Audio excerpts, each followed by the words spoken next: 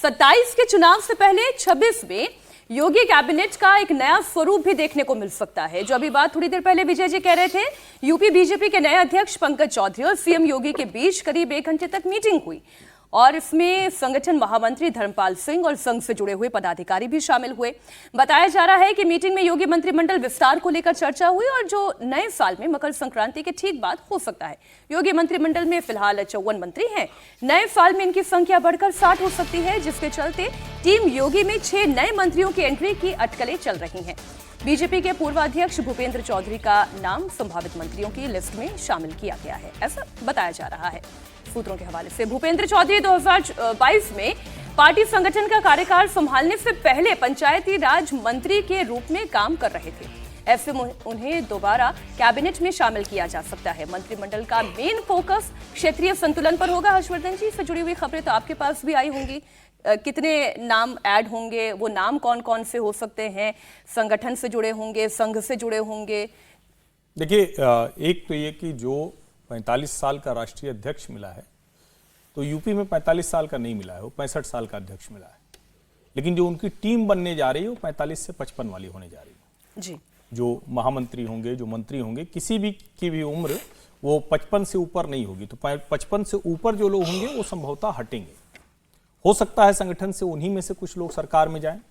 भूपेंद्र चौधरी का मंत्री बनना तय है। आप उसको पूर्व अध्यक्ष के नाते देखें या फिर इस नाते से भी देख सकते हैं कि पश्चिमी उत्तर प्रदेश से आते हैं, जाट चेहरा है, वो भी निश्चित तौर पर उसमें शामिल होगा।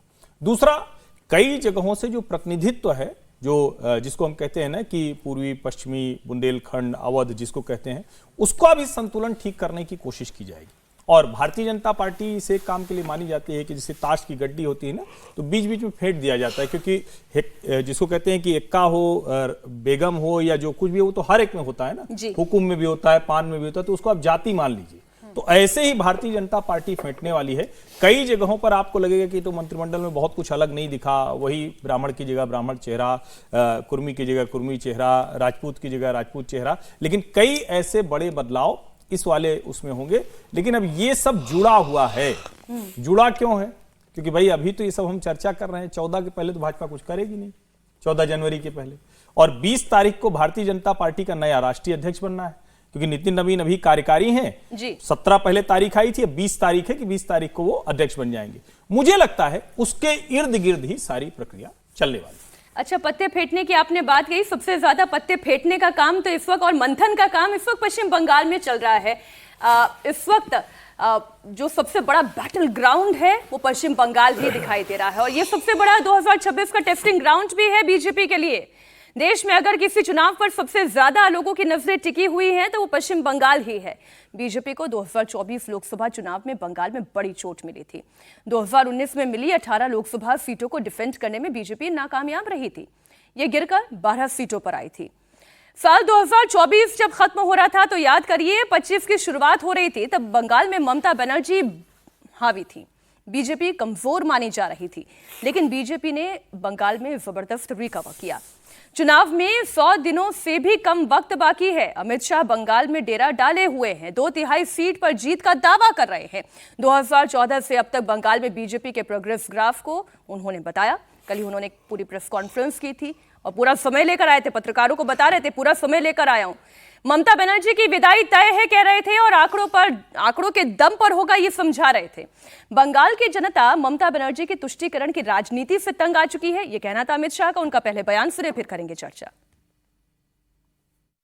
2014 के चुनाव में हमें 17% वोट और 2 सीट मिले थे। 2016 के विधानसभा चुनाव में हमें 10% वोट मिले और विधानसभा की केवल 3 सीटें मिली थी। फिर 14 से 19 के बाद 19 के लोकसभा चुनाव में हमें 41%, 41% वोट मिले और 18 सीटें मिली। और 21 के विधानसभा चुनाव में हमें 38 वोट मिले और 77 सीटें मिली। ये बहुत बड़ा अंतर है। जिस पार्टी को केवल 3 सीट मिले थे, वो पार्टी 5 साल के ही अंतराल में 77 सीट प्राप्त करी। और इसका नतीजा देखिए, कांग्रेस जिसकी एक प्रकार से स्थापना ही बंगाल से शुरू हुई वो कांग्रेस पार्टी बिग जीरो पर पहुंच गई और 34 साल तक शासन करने वाला कम्युनिस्ट गठबंधन भी एक भी सीट प्राप्त नहीं कर पाया और हमने मुख्य विपक्ष का स्थान प्राप्त किया। पूरा भरोसा है कि 2026 में बंगाल में 2/3 बहुमत के साथ भारतीय जनता पार्टी की सरकार बनेगी। ये जो बीजेपी 2/3 बहुमत मिलने की बात कह रही है, जो अमित शाह कह रहे थे, कुछ खबरें मैं आपके सामने रख देती हूं और ये किस दम पर अमित शाह ये बातें कहते हैं, उसके पीछे उनके अपने तर्क क्या हैं, उससे जुड़ती हुई ये खबरें हैं। फिर संगीत रागी जी मैं आपके पास आऊंगी। अमित मालवीय ने अभी थोड़ी देर पहले एक पोस्ट किया, उन्होंने कहा कि no women is safe in Mamata Banerjee's West Bengal, disturbing visuals are emerging for Basanti block. ये उत्तर भंगनमारी विलेज की बात कर रहे हैं, साउथ 24 परगना डिस्ट्रिक्ट के अंतर्गत ये आती है। फिर एक और खबर की वो बात कर रहे हैं, SIR camp was burned down, BJP का एसआईआर कैंप जो है वो जला दिया गया और पुलिस को जब ये इंफॉर्मेशन दी गई कि स्थिति ठीक नहीं चल रही है, जरा सुरक्षा दें, उसके बावजूद ये घटना घट गई। What is Mamata Banerjee and the TMC, why Mamata Banerjee so scared? Mamata Banerjee को डरने की जरूरत है? देखिए, ममता बनर्जी अभी तो डरा रही हैं, अभी तो वो ऐसा कहीं से नहीं दिख रहा है कि वो डर रही हैं। वो डर रही हैं इसलिए डरा रही हैं। वो डर रही हैं इसलिए भी डरा रही हैं। एक और भी बड़ा डेवलपमेंट घटित हुआ है। केरला के अंदर जो है वो एक मुस्लिम विधायक जो है वो तृणमूल कांग्रेस ज्वाइन कर लिया है और ऐसा जानकारी आ रही है कि वो यूडीएफ के साथ मिलकर के चुनाव लड़ा है। हो सकता है कि ममता बनर्जी जो है वो बदरुद्दीन अजमल के साथ भी चुनाव में जा सकते हैं, गठबंधन कर सकते हैं कि वो केरला में आसाम के अंदर वो उनको मदद करें और वो यहाँ आकर के उनके लिए कैंपेन करें। तो ये भी एक फैक्टर दिखाई दे रहा है। लेकिन बंगाल की चुनाव बहुत महत्वपूर्ण है और जिस प्रकार से बिहार को प्रतिष्ठा का प्रश्न भारतीय जनता पार्टी ने बना लिया था और अमित शाह जी के वहाँ रहने से पूरा का पूरा बिहार का चुनावी परिदृश्य बदल गया था। मुझे लगता है कि यदि बंगाल जीतना है तो अमित शाह जी को बाकी अन्य जो प्रभारी होते हैं उनके भरोसे नहीं छोड़ना पड़ेगा, उनको कैंप करना ही पड़ेगा। जिस प्रकार से 2014 के चुनाव में उत्तर प्रदेश में उनकी कैंपिंग हुई थी, उसी प्रकार से बंगाल में चुनाव में उनका कैंप करना ही पड़ेगा।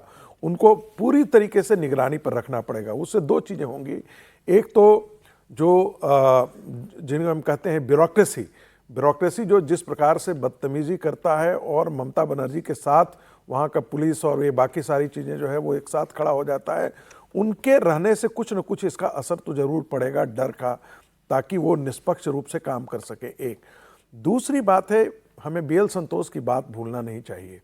बीएल संतोष जब वो कह रहे हैं और असम के मुख्यमंत्री ने भी, हेमंता बिस्वा शर्मा ने भी उस बात को रहे हैं कि ये चुनाव भारतीय जनता पार्टी के लिए सिर्फ एक बंगाल में चुनाव जीतना भर नहीं है, ये चुनाव भारतीय सभ्यता, सनातन संस्कृति, हिंदू सभ्यता बच पाएगी या नहीं बच पाएगी, ये उसकी लड़ाई है। यदि ममता बनर्जी जीत करके आती हैं तो ये मैं मान करके चलता हूं, या आसाम में उलटफेर होता है तो मैं मानता हूं ये हिंदू सभ्यता और हिंदू संस्कृति के लिए खतरा पैदा होगा। जो बंगाल के अंदर हम देख रहे हैं, बांग्लादेश के अंदर देख रहे हैं, उसकी धमक जो है वो पश्चिम बंगाल पर भी आने वाले दिनों में पड़ेगी, जो अभी से दिखती है लेकिन उसका और एक बड़ा रूप हमको देखने को मिल सकता है। यदि बंगाल का हिंदू वोटर ये नहीं सोचता है कि 37% मुसलमान गोलबंद होकर के ममता बनर्जी के साथ होती हैं, यदि उसी प्रकार से यदि हिंदू गोलबंद होकर के भारतीय जनता पार्टी इसी पॉइंट पर आ रही थी, बस 10 सेकंड, तो वो अपने लिए वही परिणाम आने वाले दिनों में सुनिश्चित करेगी जो कश्मीर के अंदर हिंदुओं का हुआ था, घाटियों से पलायन।